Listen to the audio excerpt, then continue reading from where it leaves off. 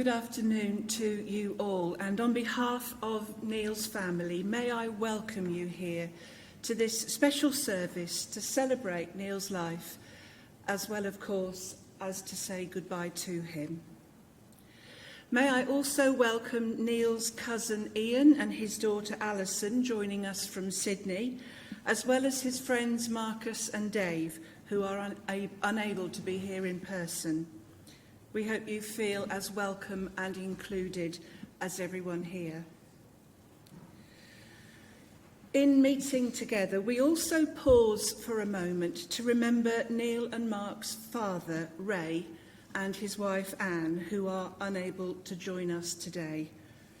Our thoughts are very much with them. My name is Caroline, and it's my great honour to lead our time together this afternoon. Having spent time with Mark, Neil's brother, it's clear that we are truly celebrating a top man who embraced life with a thirst for discovery and a desire to make the most of every opportunity to find and to give friendship wherever he was, whoever he was with. And this is what we'll be celebrating today, with contributions from friends and family in words, music and pictures. Whilst there is undeniable sadness today, there's also no shame at all in having smiles and laughter in this service. Far from being disrespectful, this is an important part of sharing your love of Neil together. In life, he made you smile, so his passing need be no different. Because there are so many stories to tell of Neil's life, Mark and the family would love it if you would join them after the service at Peterborough United Football Ground, where you'll be able to share those stories and memories together over some light refreshments. I'm afraid there will be no match while you're there, though. If you'd like to make a donation in memory of Neil, you can do so as you leave the chapel today. And all donations will go to support the Bob Willis Fund, which runs a national programme for men to screen them for prostate cancer, a great charity and, of course, so very dear to the family, as this is what Neil himself had. Neil was the first of two sons born to Sheila and Ray Chiappino in Southampton in October 1964. The family was made complete with the arrival of Mark 3 years later. Neil got the travelling bug on his first international trip, which was to the States in the mid-70s. To call it a travel bug is an understatement, as the list of countries he's visited is shown on your service and really says it all on your service sheets. Not long after this trip, Neil and Mark's parents split up, which proved to be another founding memory for Neil. On entering the world of work, after doing well in education, Neil had a number of jobs, including a 12-year spell with the Halifax Building Society, starting as a graduate trainee and then taking on a number of different and increasingly important roles. He spent a year working for the charity Crisis, then did some more travelling before he started at Trailfinders, his dream job. Here he arranged long-haul, multi-destination holidays, sharing his love and experience of and enthusiasm for far-off places, and importantly for him, far-off people. By this time, he'd already done a lot of travelling, and therefore this was the perfect role for him. In his early 30s, Neil became seriously ill, shrinking to less than 5 stone and being admitted to hospital. He was diagnosed with anorexia. With excellent expert treatment and the relentless love and support of family and friends, he recovered. However, as with many mental illnesses and addictions, it was kept at bay, but he was never really cured. Neil really did see the world, literally going round it twice and racking up a massive bank of fabulous memories from all that he saw and experienced, and all the people that he met on his travels. For him, it wasn't just a tick list of places he'd seen, but rather a complete immersion into the culture and life of the places that he went to, making so many friends everywhere he went. Neil was also passionate about music, with heavy metal being his music of choice. He was able to combine his love of travel with his love of music, seeing Iron Maiden in France and AC/DC and Def Leppard in New York, to name just a few of many, many more. We're going to hear in a moment from friends and from Mark, Neil's brother. But perhaps all of us today, if asked to sum him up in 5 words, and I know many of you have written your memories and thoughts about Neil since his death, but if asked to sum him up in 5 words, perhaps we'd all agree that Neil was truly one of life's good guys.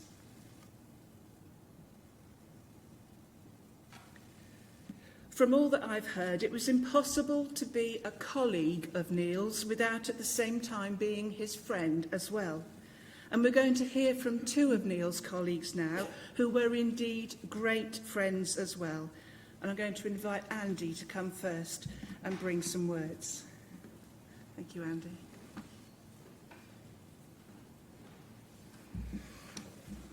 Hello, everyone.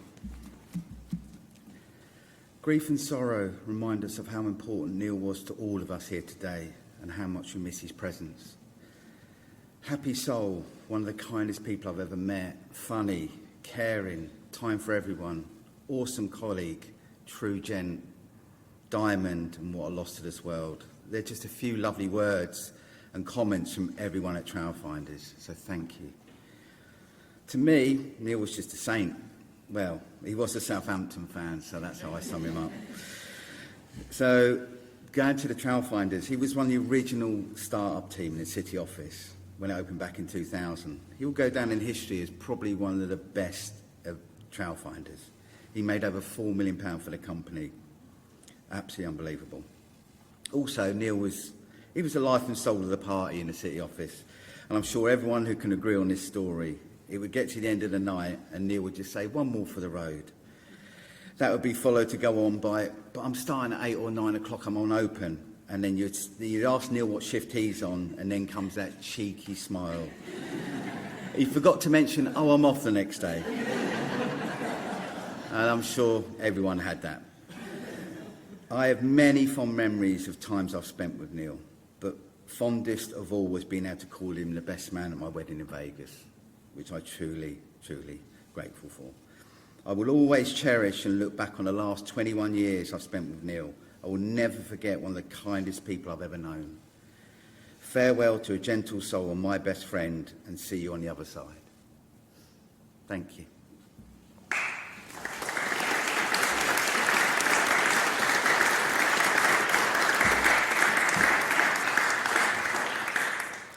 Thank you so much, Andy. And Matt is going to come now and bring more words. Thank you, Matt. Thank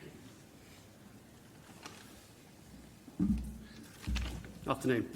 So I'd like to say a few words about Neil Chippy, the great mate. Neil was a great mate to many, many people throughout his life. And what made Neil a great mate is simple.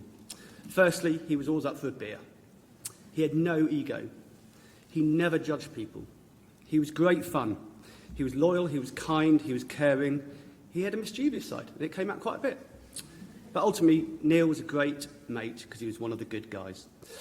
A few of us met recently, and we were reflecting on Neil's life. And it was a tough day, and you kind of brings back lots of memories. But something's jumped out. Travel, sport, music, mates, and family. Now, in the 1990s, there were a few of us that met regularly in the Fox pub in Putney. I practiced this last night and that happened. And we used to joke that Neil spent so much time in there and so much money, it would have been cheaper to buy the pub. He was always there, always with a bud in his hand, always ready to chat about sport, music, life, politics, you name it, Neil could talk about it. But Neil was ultimately at his happiest surrounded by his mates, talking absolute rubbish in that pub. Now, there was a period between May 1999, and we were reflecting on this the other day, May 1999 and February 2000, when as a group, partly through design and partly through a bit unfortunate, we were all out of work. And we spent lots of time together. And myself and Neil and some friends, we went to Glastonbury, we went to the Champions League final in Barcelona, where Neil decided to be a Manchester United fan. We went on a boat trip, we travelled through Asia, Australia and South America. And we had a lot of fun. I think it's probably safe to say we had too much fun at certain times of that period. But what is amazing, and this is the amazing thing about Neil, is that no matter where we went, everyone loved Neil. And he could chat to anyone, be it in a youth hostel, be it in a tent in Glastonbury, be it in a bar on a random island in Thailand. Neil would be the best company, and we will miss those times immensely. Now, that period was just the best time, and it summed Neil up, because what did we do? We drank lots, we saw in the Millennium in Sydney. We still can't remember how this was, but we somehow blagged it into the VIP area of Glastonbury. Neil even crossed the international date line twice just to miss Valentine's Day. and I always remember this. He bought a pair of shorts, which, as you know, Neil did not like to invest in clothes. And he wore those shorts for 6 months, every day, throughout Asia. But my favourite story of Neil, and I've joked with him for many years over this, is that this was between the Halifax and him joining Trailfinders. And he planned our trip to Thailand and Asia and Australia to the nth degree of precision, to only then book the wrong flight. And we ended up on the wrong island in Thailand. Which, again, I think sums Neil up, because what did Neil do? Took it in his stride, laughed, and grabbed a beer. Neil, we miss you, mate. You were a great mate to many, many people, and there's many people here, and you will forever be in our hearts. Thank you.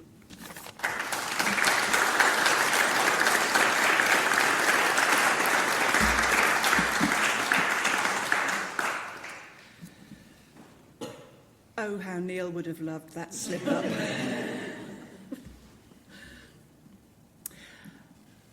I mentioned Dave, one of Neil's friends, would be joining us online. He sent a tribute that he's asked me to read on his behalf today.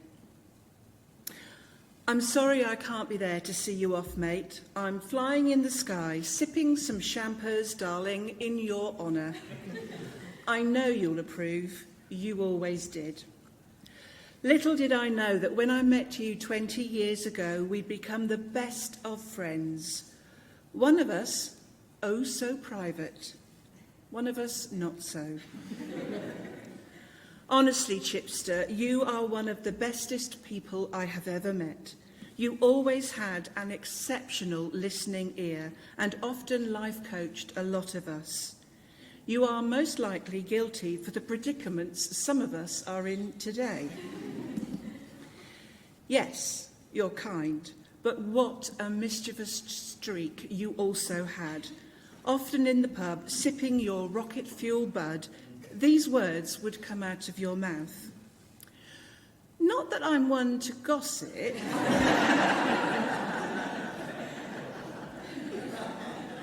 And this was followed by some unruly story. We all revelled in it. I'll miss that infectious laugh and having a drink with you, or dragging you to Soho for one for the road. I don't think you'll ever know how loved you are. I've lost count of how many weddings you've attended from our TF family. I miss you so much already, mate. Thank you for our friendship. I'll cherish it. All my love, Dave. Dave, thank you so much for that. Mark is going to come now, Neil's brother, to bring his tribute. Thank you, Mark. Thank you, Caroline, and thanks Andy and Matt for stepping up here, and thanks Dave, wherever you are. So thanks everyone for coming here today to pay your respects to my big brother Neil. I said to myself, I'm not going to try to get too emotional today, and I'm a bit overwhelmed, to be honest, because not with grief, but with love and happiness that so many of you have taken the time to be here today. Because it's clear that he wasn't just my brother, he was yours too. Neil said to me for his funeral, he said, make it a quiet affair, just a few people. And I ignored that, obviously. He gave me a list of just 7 people that he wanted invited, and I'll leave you to try and work out whether you're on the list or not.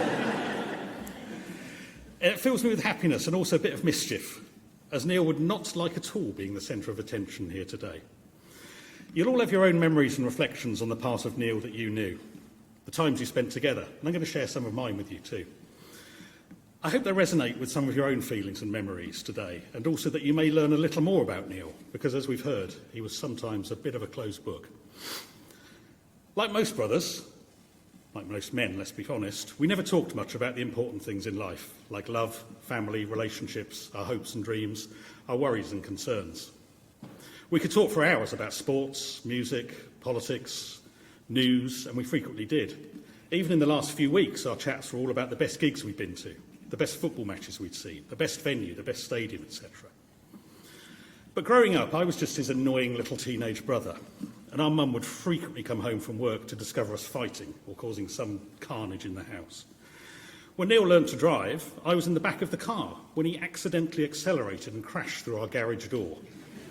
I was 14, and as you can imagine, I never let him forget it. We also once managed to pull the stair banister off the wall, but by the time Mum got home, we'd forgotten our differences and we were using it to play air guitar. But it was when Neil went away to uni that our relationship changed beyond recognition. Almost overnight, we became best buddies, never falling out and starting our lifelong mutual appreciation society of music, gigs, politics, sport, any sport, and more important than anything, ripping each other a new one. There was dark humour, awful jokes, and living proof that life is far too important to be taken seriously.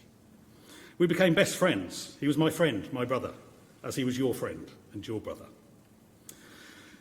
We went to concerts in Southampton and nights at the Frog and Frigate pub when we were free of worries, just letting go, and they became the most magical, life-affirming moments to be relived and laughed about right through our lives. We talked endlessly about school teachers, school friends, and stories from our time growing up together, sharing the kind of nostalgia as only brothers can. And you'll all have your own little stories, phrases and memories, we've heard of a couple of them already, that you shared with Neil, because he wasn't just your friend, he was mine too. And he isn't just my brother, he's yours too. So as brothers, we shared a lot, but we were also quite different. Neil went to uni, studied hard, graduated. I didn't. He backpacked around the world in search of adventure. Nuh-uh, not for me. I married and had children. Not for him. He never fell out with family, but I did. Neil was the peacemaker when there were arguments, and he took our mum on holidays to Boston and Montreal and supported her through her illness too, even though it took its toll on him. He was always there for other people, Neil, a great son and a great brother. Neil shied away from commitment, letting slip once that he didn't want to get hurt or hurt anyone else. And yet he remained friends, often a good friend to former girlfriends, still looking out for them and them for him. Testament to his qualities as a great friend and as a brother, my brother, your brother. Neil was content to go through life without the need for material things like money, houses, cars, possessions. Not for Neil the latest gadget or conversations about house prices. He wanted a night out with friends, and he wanted to know what you had been up to, how your family was, what did you want to talk about. Above all else, Neil valued friends and experience the most. I'm so proud of him and what he meant to you. The heartfelt comments about his helping you, being a confidant, an advisor, a listener, and a laugh. Neil was always there at the key moments in my life, never judgmental, just supportive in the way that true friends always are. He didn't bat an eyelid when I asked him to be my best man at my wedding, even though it made him so nervous. And he welcomed Jane and her family, and loved his two nephews, Alex and Luca, so much. So what does Neil mean to me? Well, there's two things that stand out: friendships and discovery. I've talked about friendships, so what about discovery? Well, as we've heard, Neil knew there's a huge world beyond the end of your road, and he wanted to get out there and experience it. We recently counted up the number of countries he'd visited and got to 79. I dare say we missed a few. Depending on how you count it, he'd visited over 40% of the world's countries, including the hut that straddles the North and South Korean border. So we counted that as 2. Which is a good starting point to talk about Neil's outlook on the world, because Neil knew we were intrinsically all the same. People may look a bit different. They may speak a different language and have a different history, a different culture, maybe a different religion. But to Neil, we all ask for the same: love, good health, good friends, respect, tolerance and understanding. To Neil, there was only one race, the human race. Neil knew this from travelling to all those places and meeting all those people. Neil made friends and saw the positive in everywhere he visited and everyone he met. He was all about getting to know people rather than being afraid or wary of them. Understanding them, showing respect, listening and being curious. Neil loved everyone. They were all his friends, and he was everyone's brother. Whether you knew Neil as a child, or someone you were at school or university with, a colleague on your first day at work, a friend on a night out, perhaps a random traveller in an Australian beach bar, or on a truck in South America. He was a brother, my brother, a friend, my friend, your friend, a son, an uncle, a brother-in-law, a cousin, a nephew, a boyfriend, a colleague. Above all, Neil was your friend and my friend. Neil was my brother, and he was your brother. He's just a good egg, wasn't he? A gentleman, a laugh, a friend, and I'll miss him so much. So I hope you enjoy this photo and music tribute to Neil, and as you look at the pictures and listen to the song, please remember, he wasn't just my brother, he was yours too. Thank you.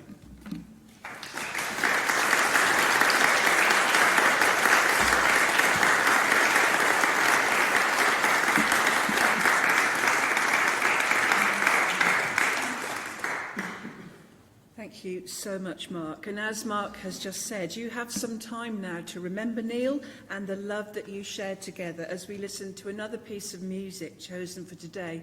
And the words are fittingly inside the order of service. But please cast your eyes on the screen as we look at pictures of him taken over the years.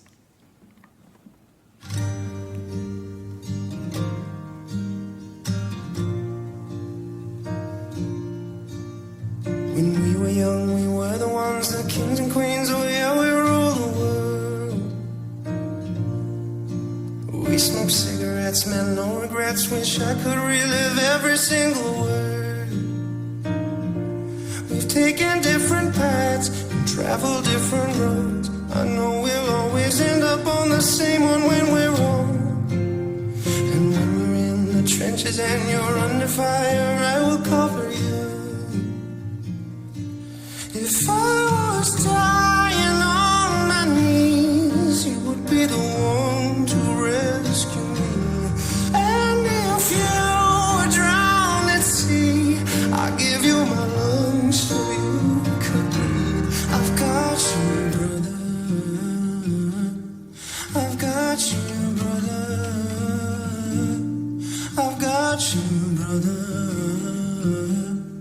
I've got you, brother. Oh, brother, we go deeper than the ink beneath the skin of our tattoos.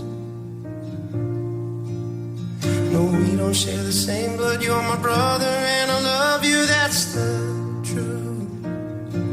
We're living different lives. Heaven only knows if we'll make it back with all our fingers in our toes. 5 years, 20 years, come back, we'll always be the same. If I was dying on my knees, you would be the one to rescue me. And if you were drowned at sea, I'd give you my lungs so you could breathe. I've got you, brother. I've got you, brother. And if we don't trouble water, I'll be the one to keep you warm and safe, and we'll be carrying each other until we say goodbye on a dying day. Because I've got you, brother. I've got you, brother. I've got you, brother. I've got you, brother. If I was dying on my knees, you would be the one to rescue me. And if you were drowned at sea, I'll give you my lungs so you could breathe.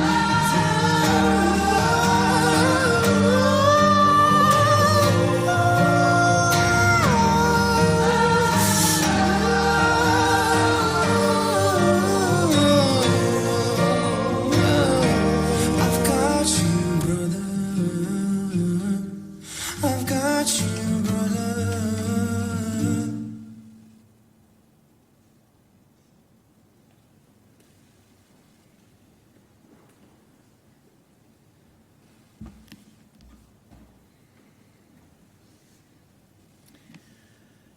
So we come now to the time to say our formal farewell to Neil. So if you're able, may I please invite you to stand? Thank you.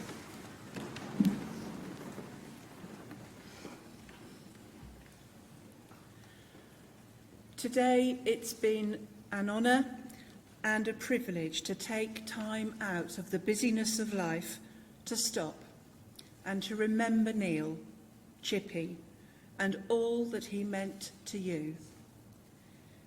In many ways, an enigma, but in all ways, a true friend and brother to each and every one of you.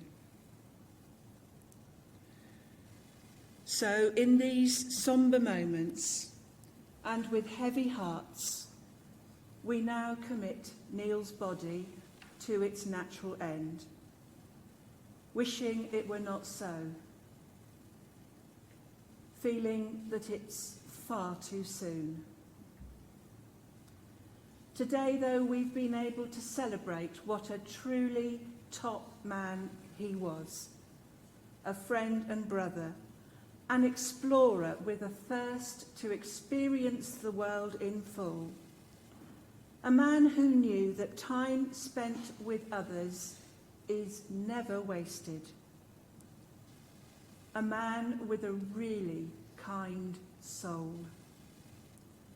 Today we've been able to celebrate together what a difference he made to everyone he knew with that amazing smile of his, with his tremendous sense of fun, with his thoughtfulness, kind advice, and loyal friendship. Neil's was indeed a life well lived. Please take your seats.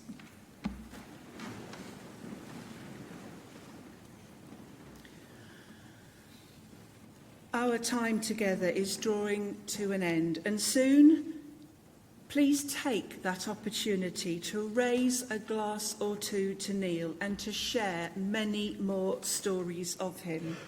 And I know there are many more because Mark and I had to do an awful lot of condensing of information for today. Whilst that continued celebration may seem a light-hearted thing to do, and of course I did at the start say that it's fine to have smiles and laughter, some might think, though, that's almost the wrong thing to do on such a sad day. But it's exactly what you should do to help you in your grief. Your grief is in equal measure to your love for Neil. So it's going to continue, and it's going to be tough at times. In order to cope with your grief, it will be good to take your pattern from what you're doing today. Just as we have done, keep acknowledging your loss. Keep facing it. Just as we've done today, keep letting yourself say goodbye to Neil. Just as we've done today, and you'll continue to do shortly, keep talking about Neil and sharing stories of his life, both the funny and the serious. Just as you're doing today, keep meeting up with friends and family to remember Neil. Just as you're doing today, allow your emotions out, whether they are tears or whether they are laughter. And let those around you be free to do the same. And finally, just as you raise that glass to Neil shortly in celebration of him, make sure that you keep celebrating his life in your hearts. By doing all of this, you will, in time, find healing for your sadness and peace and comfort for your hearts.